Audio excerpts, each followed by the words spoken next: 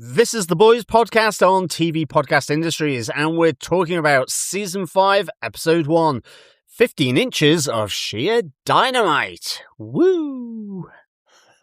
Look, I should be the last guy who has any hope. I've been strangled by Ezekiel, I've been hunted by Noir, chased by sharks inside of a whale, shot at by Russians, almost blown up at Herogasm, and laser dead Vought on ice. Look, the point is... Oh, and one time I had to see naked on a chocolate cake. It's a long story. The point is, by all sane logic, I should be dead. Or crazy, or both. Then why aren't you? Because if you lose hope in here, you're not going to make it.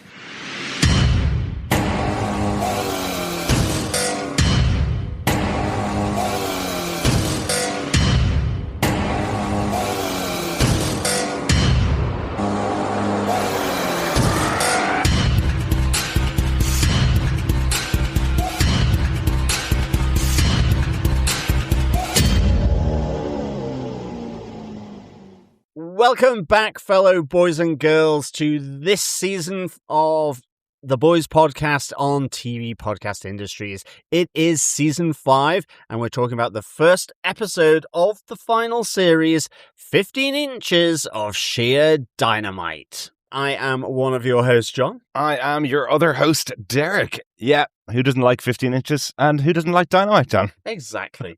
Great name for an episode. Yes. Welcome back there, fellow boys and girls. Yes, we're looking forward to getting into our spoilerific podcast of this first episode of The Boys in its fifth and final season. Yes. For those of you who are just joining us, we have another 4 seasons of The Boys podcasts, as well as 2 seasons of The Boys Gen V, the spin-off show as well. And the one you may have forgotten, The Boys Diabolical, the animated show that was also in The Boys universe. Yeah, The Boys Diabolical. So you can head on over to our podcast at tvpodcastindustries.com, where you can join any good or evil podcast catcher and player of your choice. Please subscribe there. We also love to get your thoughts, theories, observations, feedback on anything to do with these episodes of The Boys. So you can send in those to feedback at tvpodcastindustries.com, or you can pop over to our Facebook group at facebook.com/groups/TV Podcast Industries and leave your thoughts on the spoiler post for each and every episode of this season's The Boys. We are also now over on Discord, so you can find us there. Just search for TV Podcast Industries, and the link will be in our show notes on our website.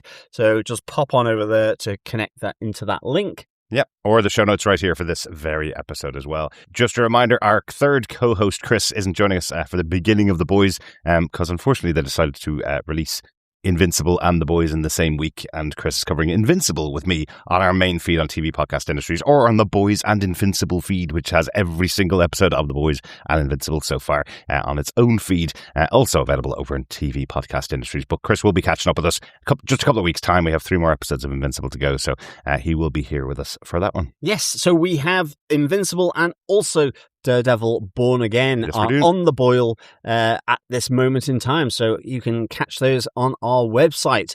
Also, another quick reminder, fellow boys and girls, that we'll be kicking off our Boys Season 5 pub quiz, and the first question will be available later in the episode. So it's a good one, John. Well, me too. I think it's quite a toughie. Is this how many inches of sheer dynamite there is in this episode title? Okay, not as easy as the Daredevil one, though. No, not as easy as the Daredevil one.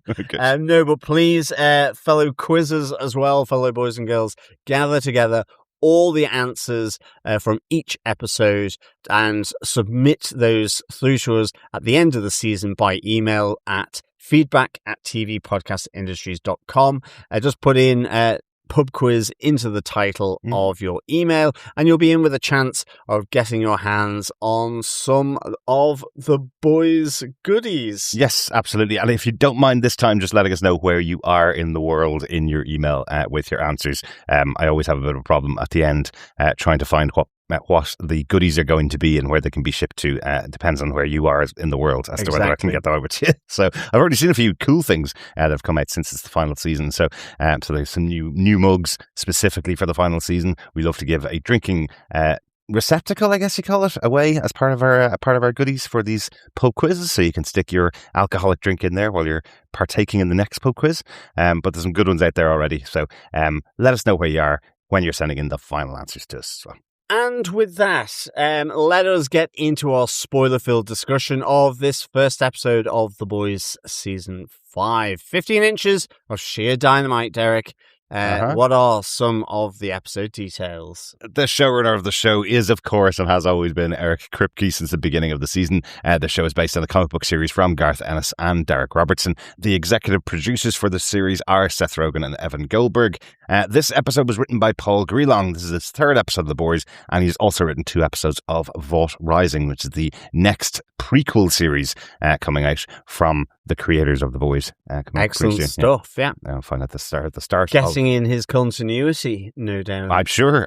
Yeah, we'll be finding out how Soldier Boy got involved and how Vought started out. We'll be getting to see some characters from Gen V who are no longer with us. We'll see them in the past as well, so that'll be kind of cool, catching up in Vought Rising when all is said and done on The Boys. The episode was directed by Phil Sgriccia. This is his 6th episode of The Boys. He's also directed the season 4 premiere, and he'll also direct episodes of Vought Rising too. Phil Sgriccia was a massive part of the show Supernatural, which is where Eric Kripke cut his teeth and where he met most of the cast for this season of The Boys as well. Lots of members of the Supernatural cast coming up in the rest of the season. All the ones that we've missed out on for the previous 4 seasons. Absolutely. Good stuff. Yeah. Good stuff. Should be cool. John, do you want to tell us what they gave us with your synopsis for The Boys Season 5, Episode 1, 15 Inches of Sheer Dynamite? Sure. A year on after Homelander consolidated his power, Annie January, aka Starlight, infiltrates a Vought shareholder meeting and leaks the Flight 37 video, damaging trust in Homelander.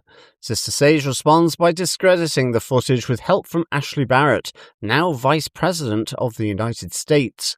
But Homelander wants more, wants devotion, wants to be happy, and the only way he believes that he can be happy is with Starlight and William Butcher dead. With this in mind, he forces Sage to reveal that Petty Huey Campbell, Mother's Milk, and Frenchie, who are imprisoned in a freedom camp, are to be executed.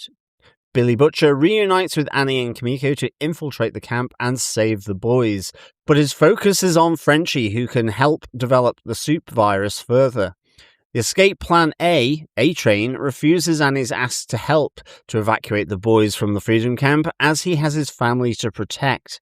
But after the Deep once again comes for him and his family, he decides to confront his fears and help the team bust the boys out of internment.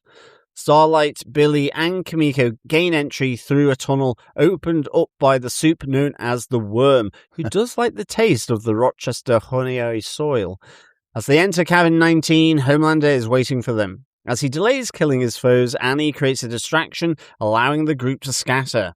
Mother's Milk kills Love Sausage, and Homelander captures Huey. But A-Train arrives in the nick of time and intervenes to save Huey.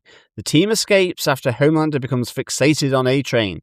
As he chases him, A-Train crashes, trying to avoid a collision with an innocent bystander, and is murdered by Homelander after provoking him with some home truths. He lays out how weak, snivelling, and pathetic Homelander is once you strip away the man from the suit.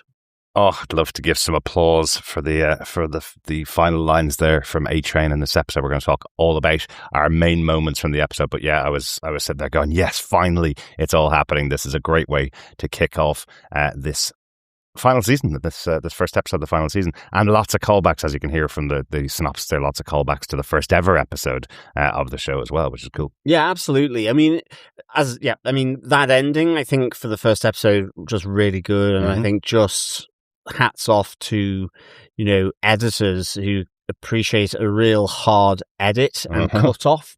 Yes. Whilst the sound keeps playing, so you remove the image, but you have the sound still going as the credits roll, kind of, in a sense, almost in silence, just weird background noise. Yeah, no music this time. Yeah. They normally do have a kind of energetic rock song coming out of each episode of The Boys. Really this good time, touch. the silence is underpinning what's just happened, the seriousness of where we are, definitely. Absolutely.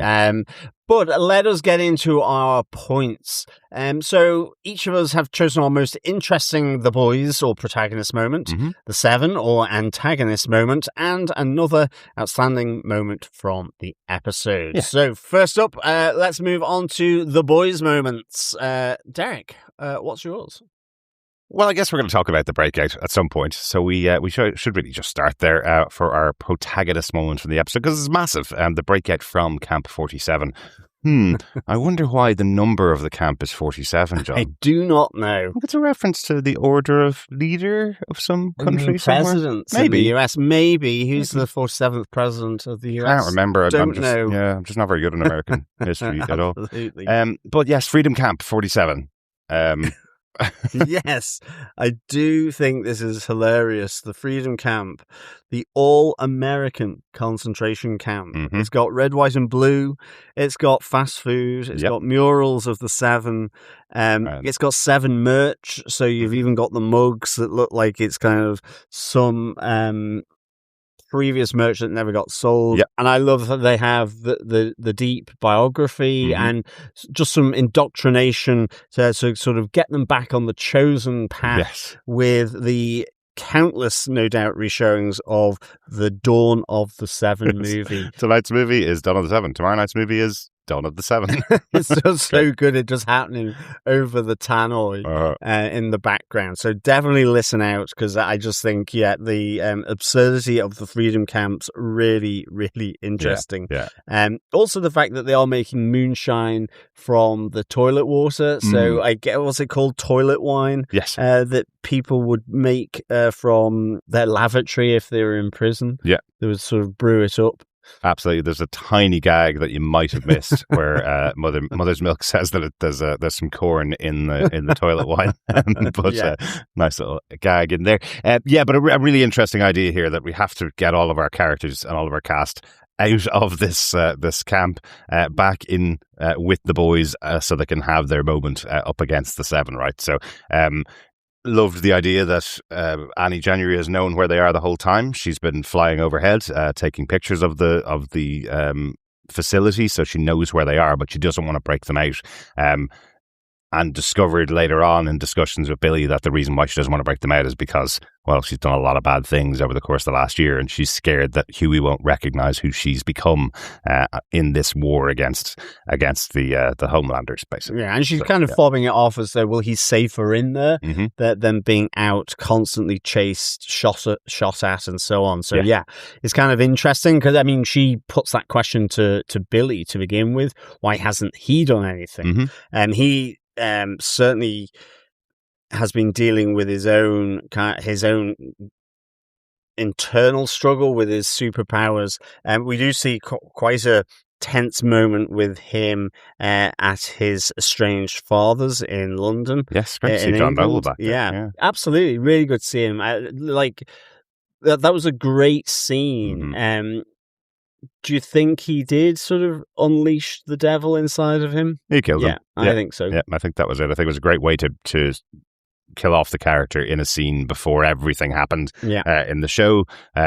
Closing out a story detail, I suppose, for us fans who follow the show for the last 4 years. Kind of great to see John Noble getting his comeuppance there. I also like the fact that John Noble himself is an Australian actor. Just like Carl Urban is, and both of them are putting on this British London accent.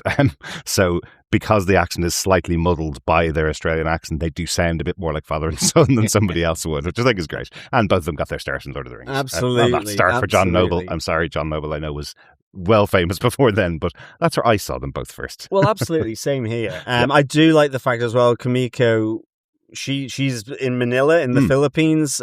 She's there because she was deported there after effectively pulling the faces off her Vought guards, ripping them off. Yes. They were sort of sick to death of that. So I think she fell out of the plane, and it took her a while to bring all her parts back together again. She found her arsehole about 3 miles away. 3 miles away. That was on one of the attempts to go back to the US. Exactly. Yeah. But she's also now is able to talk after lots of speech therapy, lots of therapy, and lots of TikTok. And I do like then that there's moments where she's talking like TikTok effectively, where she's just like a stream of consciousness, where when she's walking with the worm to where he's going to dig the tunnel to get into the camp, he's droning on and on, and she's just like, your voice makes me want to kill myself. Oh, I'm really sorry. Was that too harsh to say? Like, she hasn't quite got what is appropriate or not to say. Yes, and I like that idea a lot. Certainly inspired by her viewing of TikTok.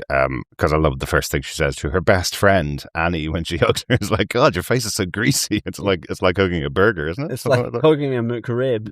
Yeah, exactly. and even like you have Billy Butcher saying, well, you were quiet all the way over on the fly, and that's just because you were saying oi oi oi. We'll see you next Tuesday. Exactly. See you next Tuesday.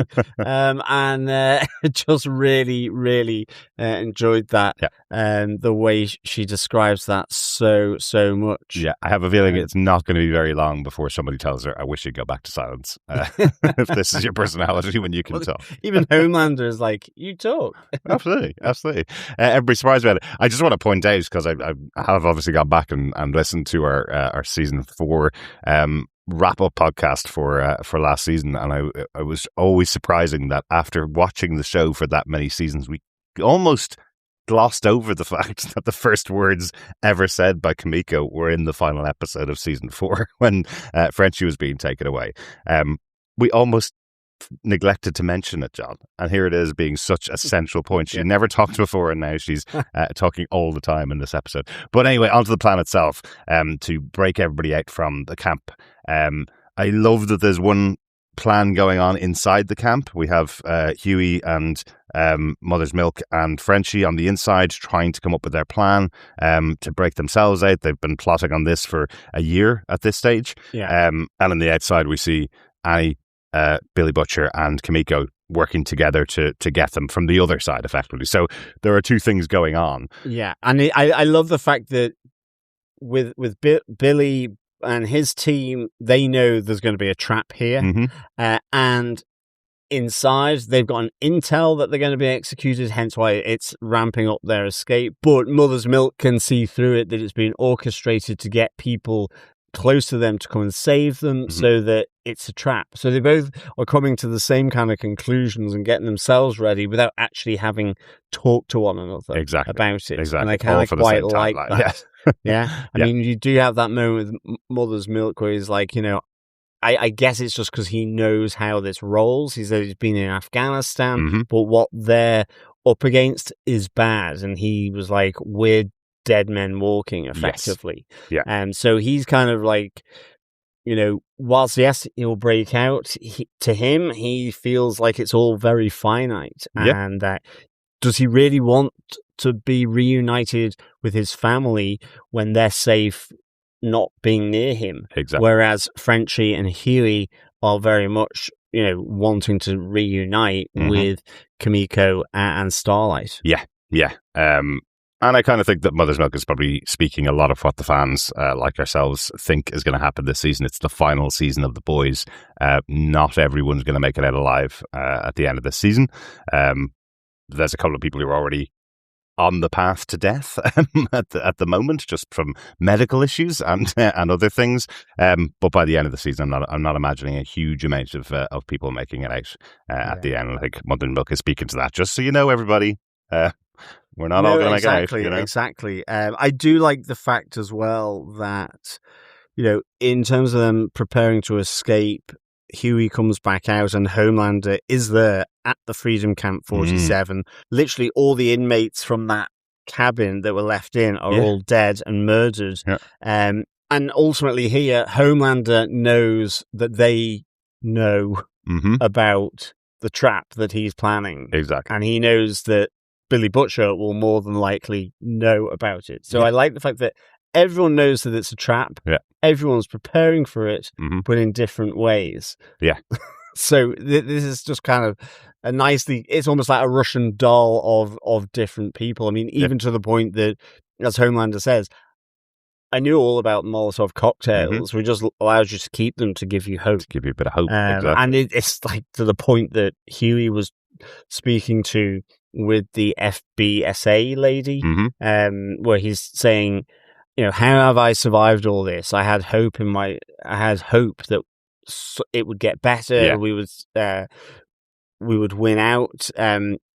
As effectively a guy who is trying to jump the fence and gets blown up by one of the soup guards. Yes, at the internment camp. So yeah, everyone's wanting to get out of Camp 47, but I think as to whether that makes sense in the reality of their world is another matter. You know, like Mother's Milk doesn't want to, or doesn't think it makes much difference. Yeah. For Huey, it's confirmation of his hope theory. You know, and again, the FBSA lady, we're never going to get out of here. She's on the Mother Milk sort of spectrum here. Yeah. You know, it's all just, are you downtrodden and downbeaten by it all, or do you still have hope that somehow something better, something good will prevail above what Homelander has consolidated and created? Or, more to the point, Sister Sage. Well, exactly. As well. Exactly. What she's cooked up. Absolutely. I kind of love how the action splits. It's a major scene with lots of moving parts, but the minute Kimiko comes in, Homelander knows how dangerous she is, so cuts her in half, and that kind of takes out Kimiko from the fight outside, and he has the plan to light up the entire place and blind Homelander, so they have that moment to get everybody out of the building effectively. But then everybody separates because Annie has to carry a member of the boys' team away with her, and once she deposits them, then come back for the next person. And the agreement that they've made is the person that goes first and maybe only will be Frenchie. Yeah, because at this stage, they don't believe that A-Train is going to come and help. Exactly. And really well played reaction from Jack Quaid when he sees Annie arrive, go over to Frenchie and the half body of Kimiko and pick the two of them up and fly away. You just see him kind of going, I've waited a year for you to do that for me, and there you go, off with somebody else. I thought I was the one that you would pick up first, kind of thing. Everybody else has powers, or at least in Frenchie's case, is very violent and very capable in these situations. Huey's always been the one that's not capable, so he always thought he was the one to be saved. And interestingly, that's part of the conversation he has with Homelander. Why would Billy Butcher and Starlight risk everything in their life to save someone as boring and simple as you? And Huey kind of going, well, I'd do it for them. And you kind of go, is he justifying it? Does he think that that's why they do it for him? It's because they love him, really. It's not just because he'd do it for them, because he's not as powerful as they are, right? He's not as adept in all the situations as they are, so they actually just love him and they save him from these situations. But I do like the fact that Homelander is almost like is left speechless by it. Yeah, he's like nonplussed. That notion of camaraderie isn't in his vocab. 100%. But I do like the fact he goes, "Ooh, I like internment camp, Huey." You know, kill me now. He has sort of. He's built up a bit of resilience there in Freedom Camp. Like he saves Frenchie effectively from getting shivved. Yeah. You know, so he's got a bit more of the street smarts or the internment camp smarts than he did previously. It's a bit of a surprise with a person like Frenchie, who's gone through a lot in his life, that he's just walking through camp with his headphones on, not paying attention, that somebody might want to kill him. I do like that they kind of keep their personalities in the camp. We have Frenchie still being the kind of drug runner, drug dealer. We've got Mother's Milk as the fighter. The minute you see him, he's fighting against somebody else in a paid match, effectively, for gambling, effectively. And Huey's the hopeful one. You know, that's the way he's always been, on the outside as well. So we've probably got a bit more to touch on in the breakout of the camp. But John, do you want to go on to your protagonist moment from the episode? Yeah, because I think it's probably more to do with the actual breakout, where we get A-Train's hero moment. I do like the build up to this. So we saw him briefly in the last episode of Gen V. He has, in a sense, come on the side of Starlight and the Starlighters. Yeah. But he's also wary of going up against Vought, up against the Absolutely. Seven, and in particular of going up against Homelander. And we hear that when he effectively declines the plan A, which is he comes in and whisks everyone away to safety in a flash, because he has to protect his family. Effectively, he's moving his brother and his nephews and nieces around the world to keep them out of the grip of Homelander and the Seven, in particular the Deep and Black Noir, who are effectively tracking them down and chasing them around the world. So I thought, that to me made sense. At the same time, you then see this really much improved relationship between him and his brother. But in terms of then when he has to move them again because the Deep arrives after, in a sense, being admonished by Homelander for not getting anything done other than his podcast. It's terrible podcast. Other than his podcast. Then it's like, he effectively confronts the Deep, stop following my family.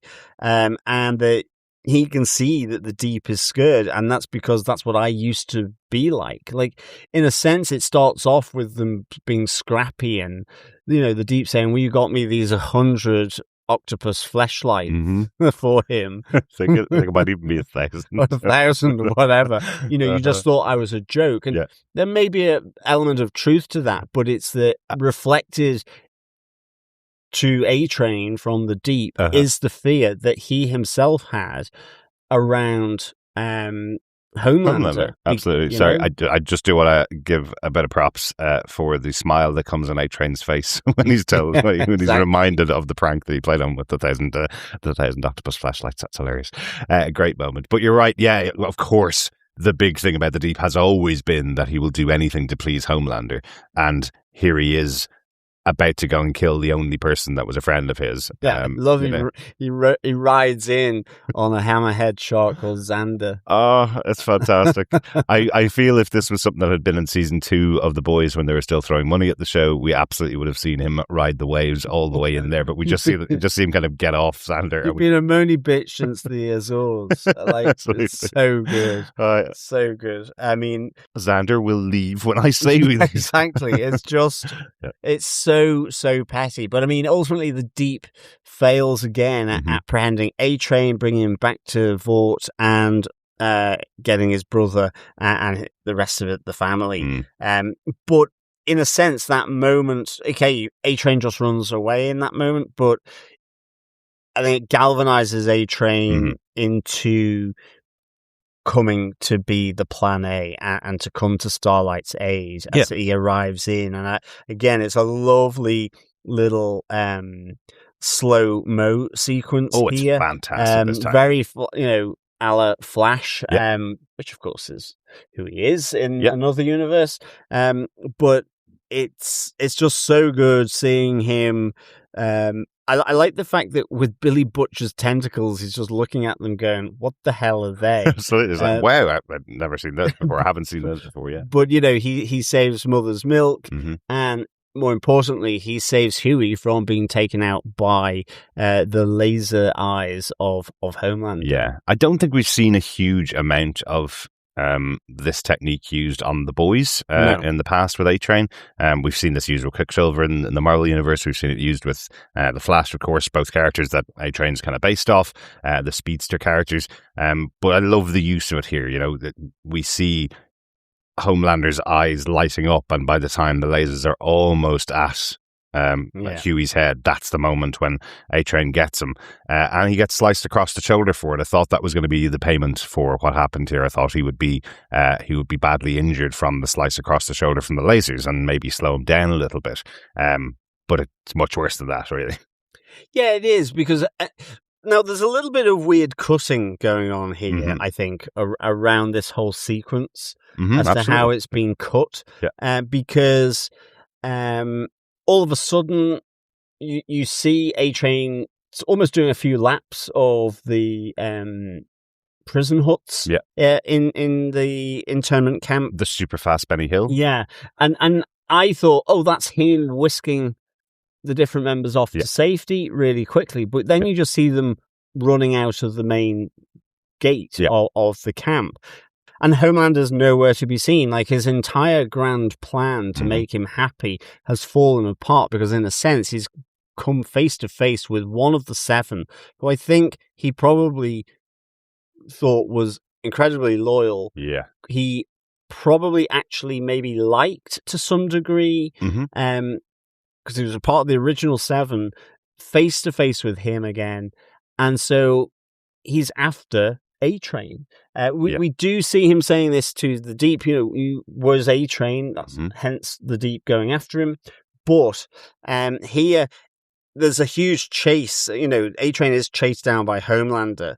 And in a sense, he catches up to him simply because he avoids crashing into a girl walking across the road, as we were introduced to him in the very first episode. Exactly. So I like even the look on Huey's face when he is very quickly taken out of harm's way, that it is A-Train who has done this. Who has saved him from being laser-eyed. I do kind of think this is a real great little redemption moment for A-Train. But I think what even solidifies it even more is just the home truths that he gives to Homelander after Homelander has caught up with him.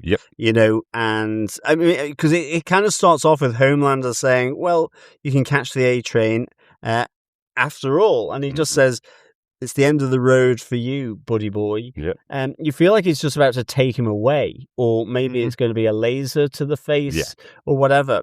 But ultimately, A-Train really just starts laughing at him, laughing at his face. He says, why was I so afraid? You're nothing. You take away the powers. You're weak, pathetic, a sniveling loser. And just the struggle between it makes it real visceral and kind of real personal, that actually another Soup saying this, standing up and actually not being afraid of whatever he's going to do, because that's half of the greatness of Homelander as a character, how he is portrayed, certainly since the beginning here by Anthony Starr, is the tension that character can deliver as to will he, won't he kill someone? What will he do? Where will his psychosis take him? Is it into the absurd? Is it into the incredibly violent or whatever? And here it's snapping the neck of A-Train. And really importantly, that he snaps his neck, almost not using his powers, which is what he's just been told by A-Train. What are you without your powers? You're nothing. You're a loser, Great that A-Train has this moment, especially after the conversation with the Deep, where he looks at the fear in the Deep's eyes and goes, well, I'm not going to be afraid anymore. I'm just going to go and do this. This will show me how powerful I am and how much of a hero I really am on the inside. The whole thing that he's been building towards since he saved Mother's Milk last season is he wants to be an actual hero, regardless of what that means, whether it means death or whether it means immortality, whether it means people remember him for doing something good. He wants to be a hero now, so he finally is able to attain it. Really, really, really good. One of the things I really love about that scene is it's a nod to Superman versus the Flash, a story that everybody always wanted to know. Superman does have super speed. The Flash is a speedster who wins in a race. The joke here is that A-Train effectively was still ahead of Homelander, but when he chose to be a hero, he was slowed down by hitting a bunch of trees, and Homelander plowed through it and caught up with the A-Train. So really, really cool. Building all that out and having a real big character moment for this character of A-Train, who's been on both sides since the beginning. He kicked it all off, right? He's the one that brought Huey in because he accidentally killed his girlfriend, or killed his girlfriend unknowingly because he wasn't paying attention to humans. Exactly. But shall we get on to our 7 moments? Absolutely. See, they are really muddled by the time we were at season 5 of the show, because A-Train was a member of the Seven before, right? Yeah, exactly. So choosing who's in the Seven and who's not is going to be the struggle of each episode again, John. Yeah, exactly. And I think for me, my choice here, which is about Ashley being a vice president, I'm not entirely sure that she is in the Seven, but she is still there with Vought. Certainly is. Is a puppet of the Seven. Yeah. I think we saw last season where, in a sense, she was given the chance to get out by A-Train. He said, "Come with me if you want to live," kind of thing. Mm-hmm. And she chose to stay and take Compound V. She's too scared. Yeah. And we saw kind of her head, her skull bubbling in that. Now we see her with seemingly a great set of hair. Absolutely. Not only is she's still working for Vought in a sense, but it's through the White House as vice president, Ashley press Barrett. Secretary. Oh no, she's vice president. Sorry, not press secretary. It's definitely reminding me of a certain press secretary. Yeah, so she is the vice president, but she's coming out in front of the press. I mean, that was her role at Vought as well. Absolutely. She was the main press liaison director, I guess, at Vought. Yeah. So she is doing that as the vice president, though, in order to cover up the footage of Flight 37s. So, she's basically saying the footage is all lies, but it seemingly is that the Compound V that she took is, or at least at the moment, I don't know whether it's fully legit or not. She's saying that she can read minds effectively. Whether she's doing it in the press room because she knows how the press think and what they're going to ask because of all her experience, or whether she can actually read the mind of that reporter is another matter entirely. The fact that the reporter doesn't respond at all to when she says that she's read his mind and this is what he's saying, and she just attacks him, again, like a certain press secretary would, or a certain president would, the fact that she does that there, and then later on when she talks to her now husband and says, "Oh, it was love at first sight," I knew he was going to say that because I read minds. She's saying it in those ways, and it's so dodgy. It's so unlikely that that's the pair she got. We saw her turn into this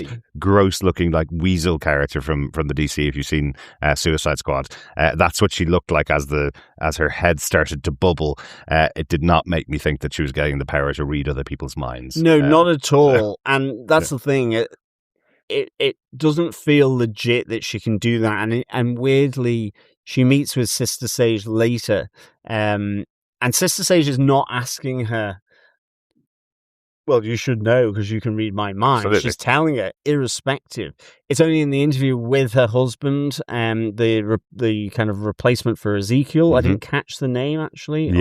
Of this person. All I know is it's David Diggs from Hamilton. But. Yeah, and it was with Firecracker. I do like that Sage comes in, interrupts her, and he's like, "Sage, my sister in Christ," and she goes, "I don't believe in your space ghost or his son."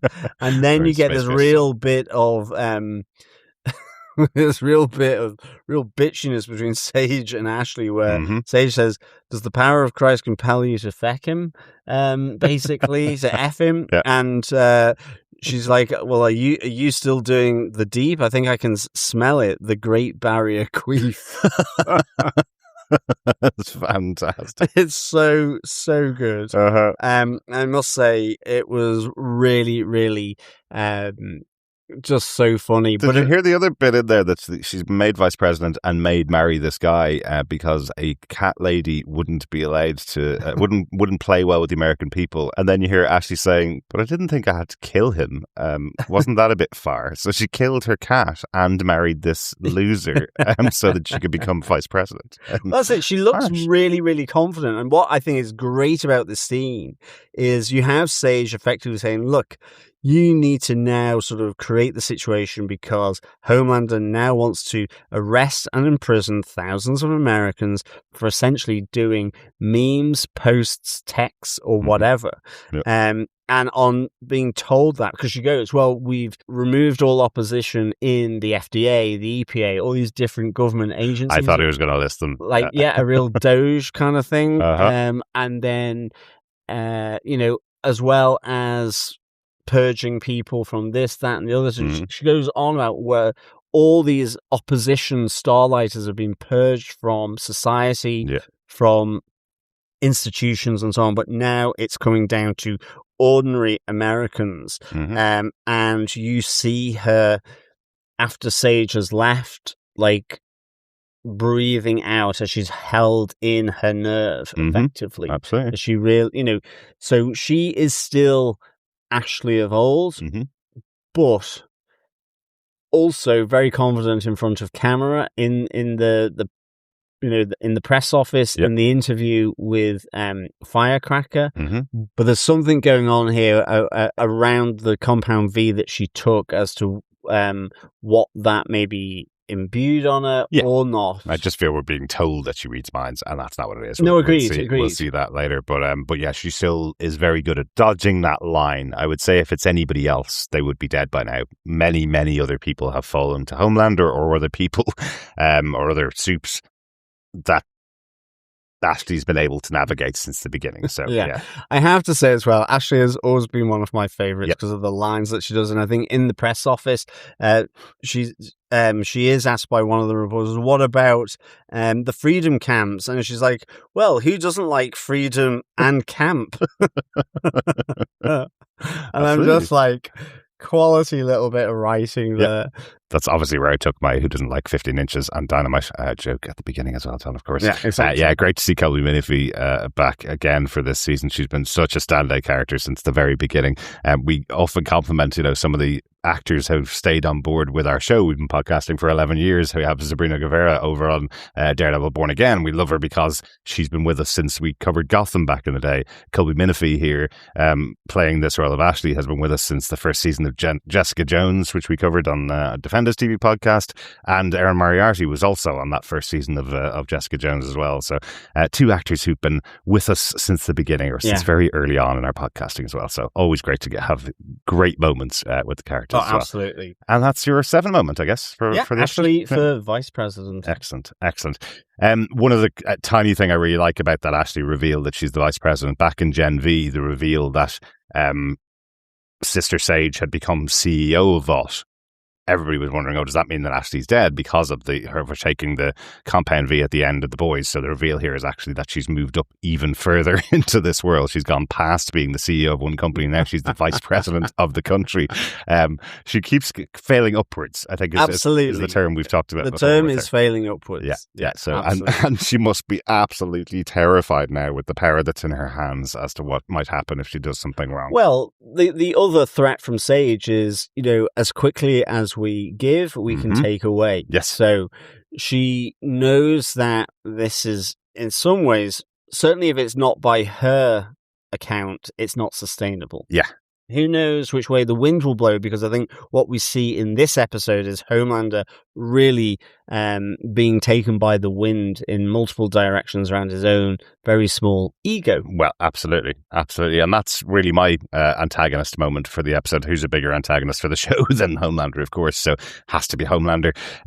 Because it is a bit of a switch for Homelander.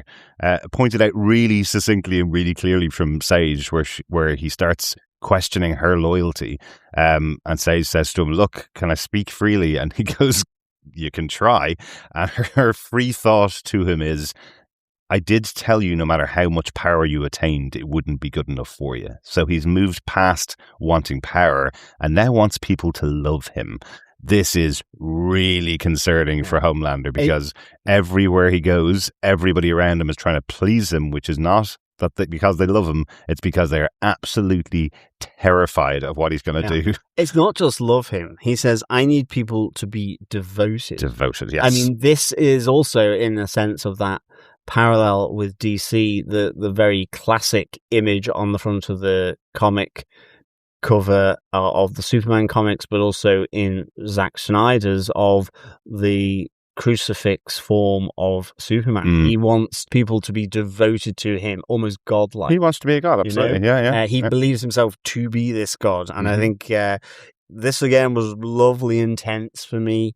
He thinks it's like he thinks things are really beginning to slip.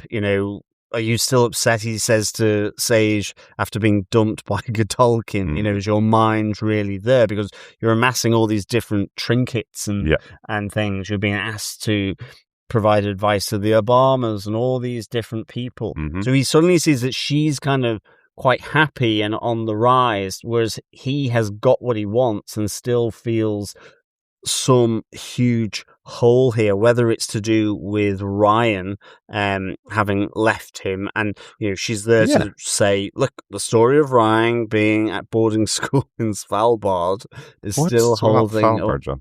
It's an island in the Arctic Ocean, sort of north of Russia and sort of Scandinavia. So does this universe have like a Hogwarts, like where it's ice, polar birds most of the time. So I think it has a huge, like a seed bank, like a doomsday. It has a big vault there, right?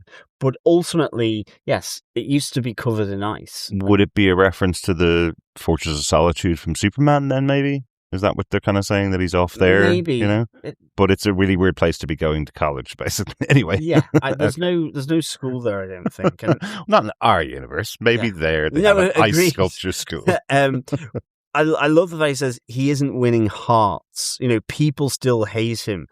At the end of the day, despite everything going on, they're all still Starlighters. I mean, and then he goes on to say, have you seen the memes about me? I'm being humiliated. They should all be banned. And you just have Sage going, "Oh, you're serious about this?" Yeah, like I do really like how his insecurities just fully evolve in front of Sage here in this moment. Yes, so good. And it seems to be that Sage is the only one that can really temper herself. She knows exactly how to.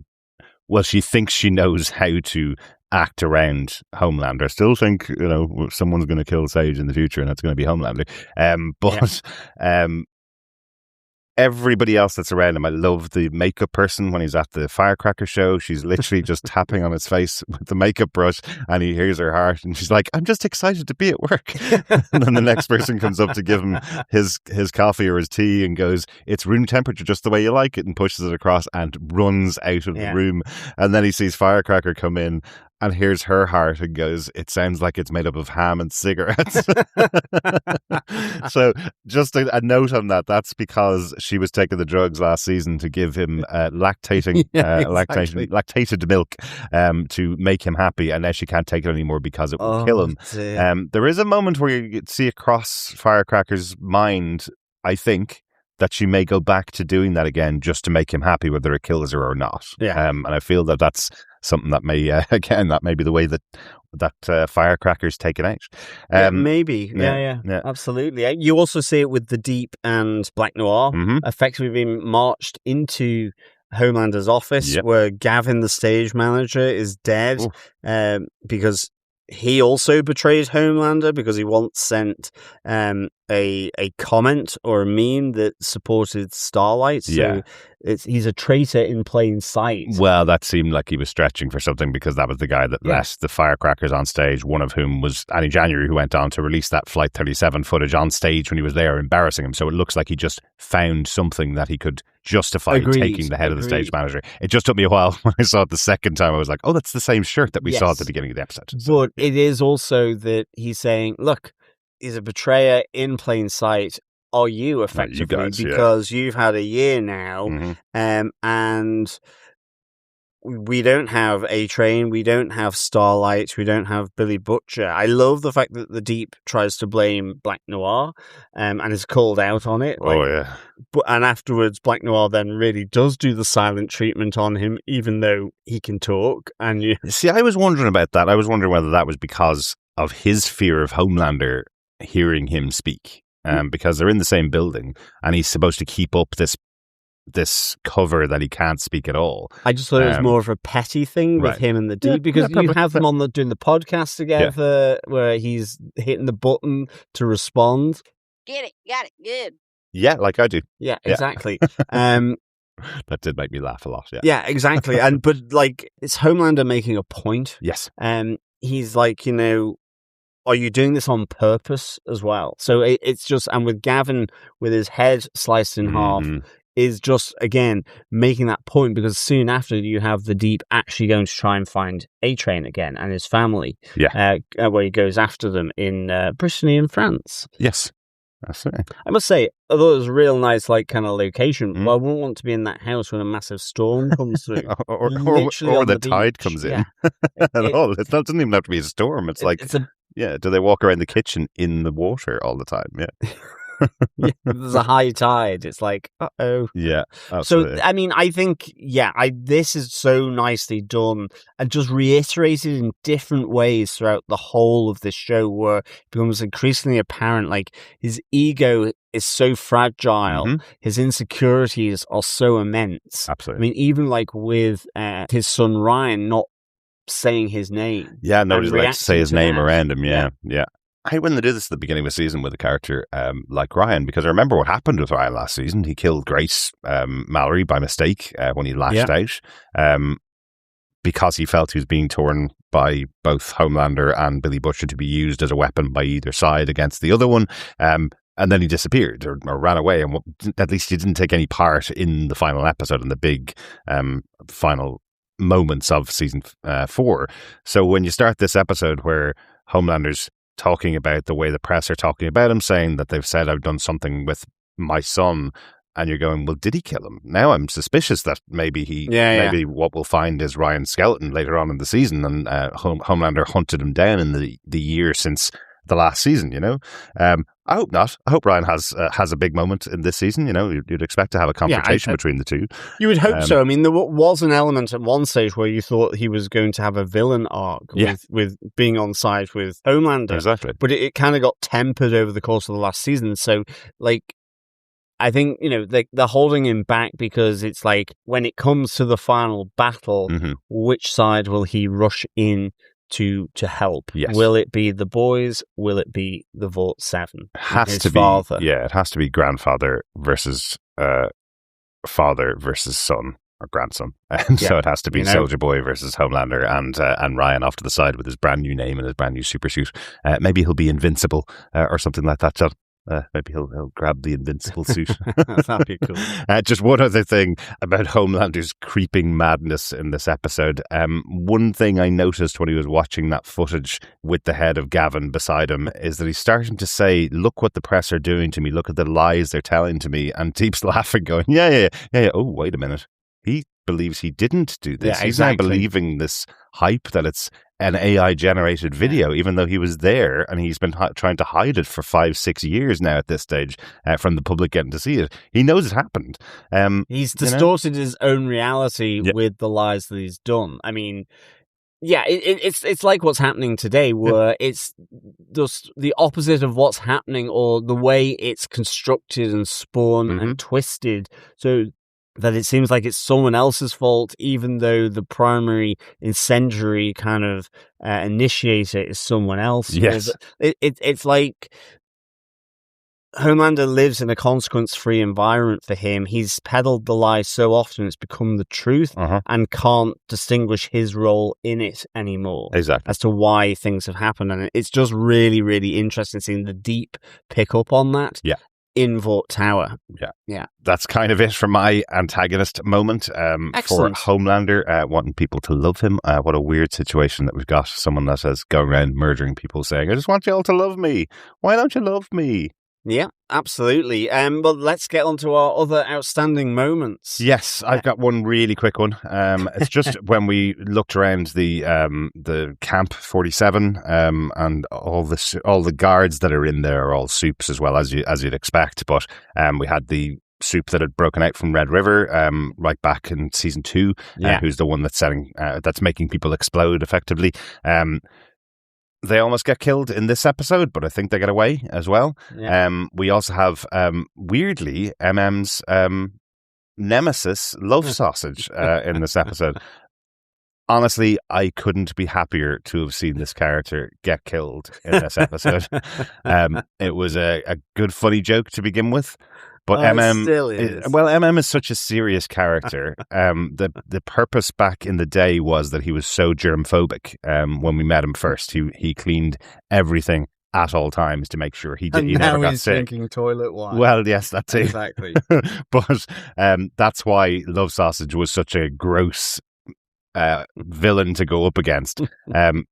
Now it's just a walk-on joke, but the fact that he strangles him to death with his own 15-inch long is yeah, he strangles Love happy, Sausage with his love sausage.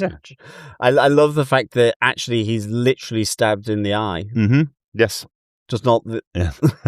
It's just a different eye. Just a different eye. This was great. I'm glad Love Sausage finally got cooked in that sense. But I've always really enjoyed this dynamic. Right.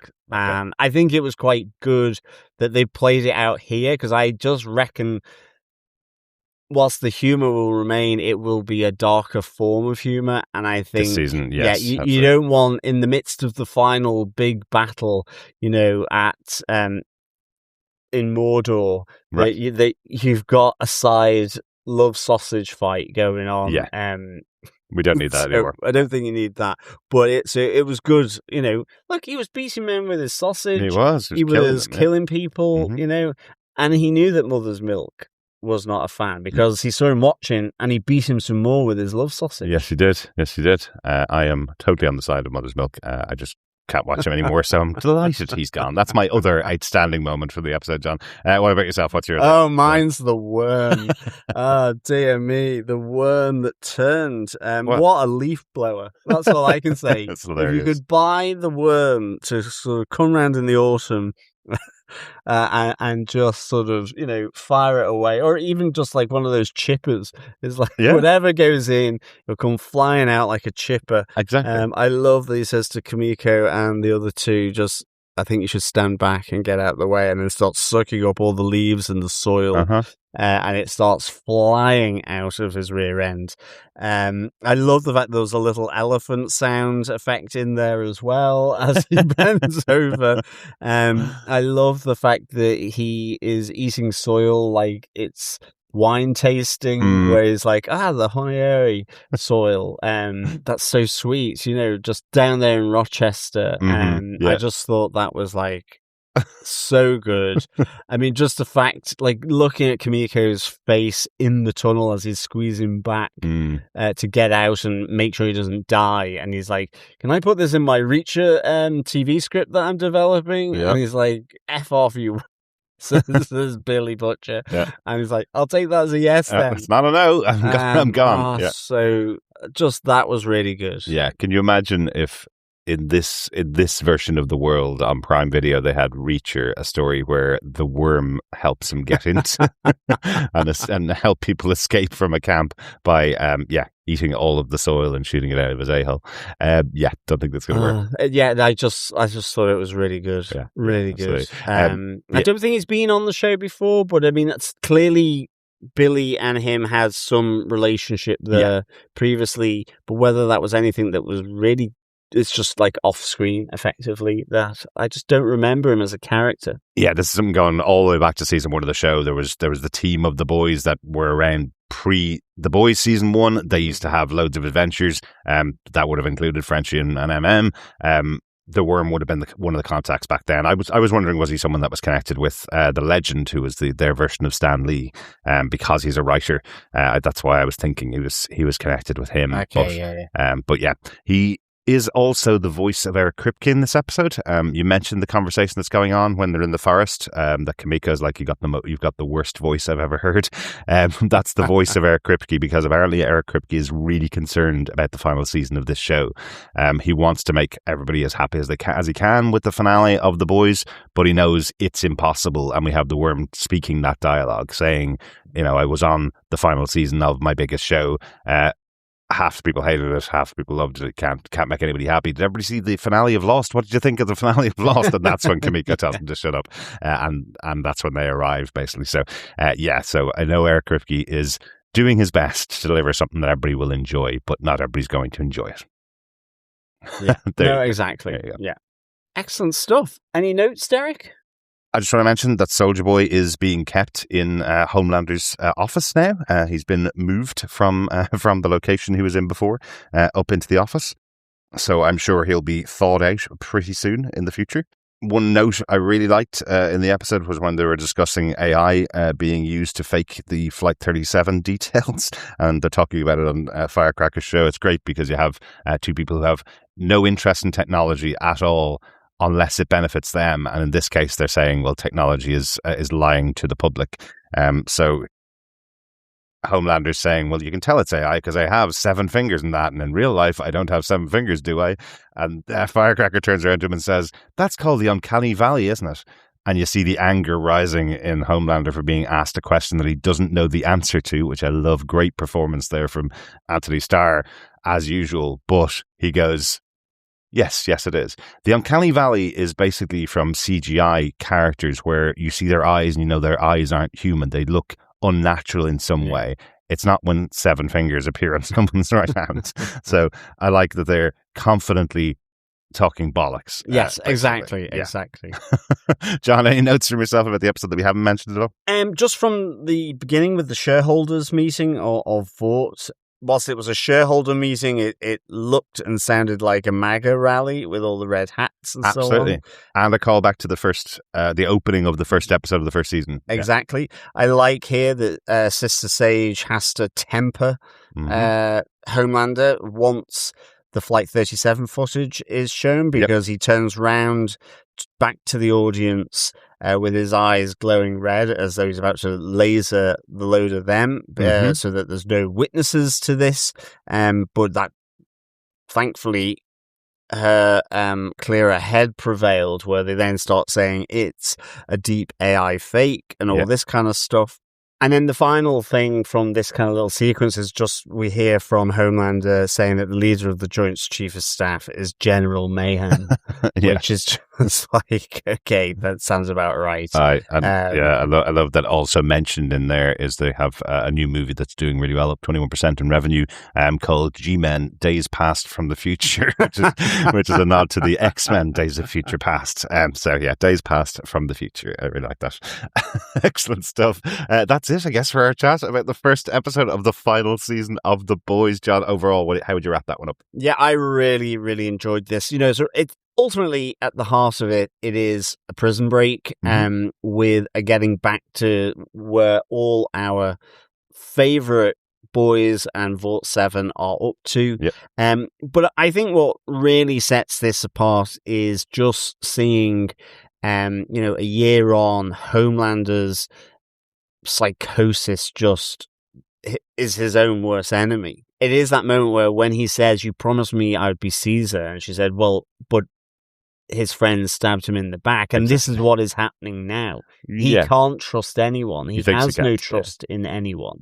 Because he's so brittle and so fractured and so, in a sense, sensitive about it. And I think that's the great part about A-Train's hero redemption moment right at the end, which I really loved seeing this. For me, I would give this 4.5 princely Alberts out of 5. Because I just thought it was really, really good. I like there's the bit of tension there between Huey and Starlight that's happened with the breakout. So I think, this is really setting up quite nicely. We've got the boys now out of prison, back together again. Let's see where we go from here. But I think in particular how it drove the psychosis of Homelander, but also a fitting end for A-Train. I'm glad he got his moment to save Huey, save the girl from being run into by him, but at the cost to Homelander catching up to him, where he speaks the home truths that he is weak, he's sniveling, he's ultimately nothing without the suit.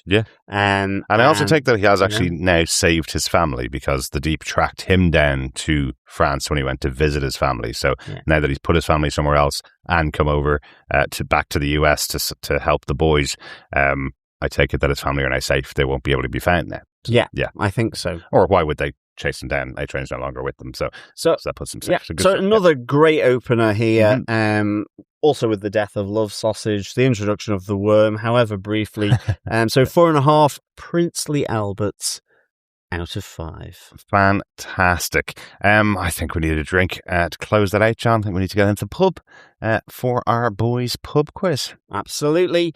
Welcome back to the pub quiz, fellow boys and girls, fellow quizzers. Yes, it is the first question in this 8-question pub quiz. One for each episode of the 5th season of The Boys, as usual. The question is, what is the name of the cabin and the location where Starlight and Kimiko meet up with A-Train to ask him to be a part of the breakout? And eat croissants. And eat croissants. Yes, excellent. John, do you want to give the question one more time? Yes. What is the name of the cabin and location where Starlight and Kimiko meet up with A-Train to ask him to be a part of the breakout? Keep your eyes peeled in that scene. Yes. Fellow quizzers and boys and girls. I bet you were wondering what the question was going to be, because we've mentioned every single number or every single reference that we can think of. So that's a pretty good one, John. I like it. Fleeting. That's the first question of 8. As John mentioned, at the end of the season, email us to feedback@tvpodcastindustries.com with your correct answers and your location as well. And you could be in with a chance of getting your hands on some Boys Season 5 goodies. And that's the same address that you can use to send feedback into us, feedback@tvpodcastindustries.com, or you can join us over in our Facebook group at facebook.com/groups/tvpodcastindustries, or join us on our Discord. There's a spoiler post on both of those for each episode of The Boys. We are just covering one episode in this podcast, but that means we get the opportunity to chat about your feedback for the second episode and the first episode next time. We should be recording later on this week, so get all your thoughts into us as soon as you can.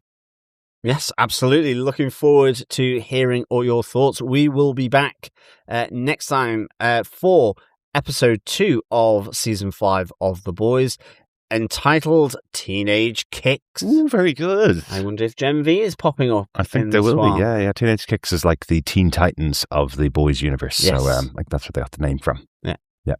Good stuff. Yeah, really looking forward to it. Thanks so much for joining us for this episode. We'll speak to you again next time with our chat all about The Boys Season 5, Episode 2. Yeah, thanks so much, fellow boys and girls, for joining us for this episode of The Boys. And remember, until next time, keep watching, keep listening, and of course, mind those 15 inches. They always sound more enjoyable than they are. Bye. Bye.